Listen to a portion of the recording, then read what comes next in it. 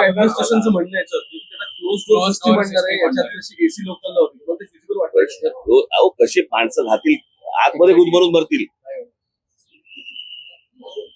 किती गर्दी असेल कल्पना आहे का तुम्हाला?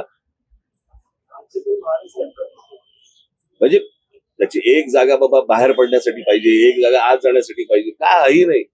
जिथनं बाहेर पडतायत तिथनं आत जातायत, तर ज्याला उतरायचंय तोच परत पुढच्या स्टेशनवर जातोय.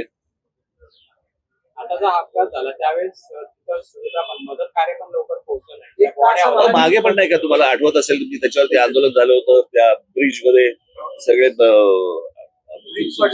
ब्रिज पडला होता आणि सगळं झालं होतं. सगळ्या ठिकाणी आहे. माणसाची किंमतच नाही हो आपल्याकडे देशात. याचं कारण माणसाची किंमत नाहीये.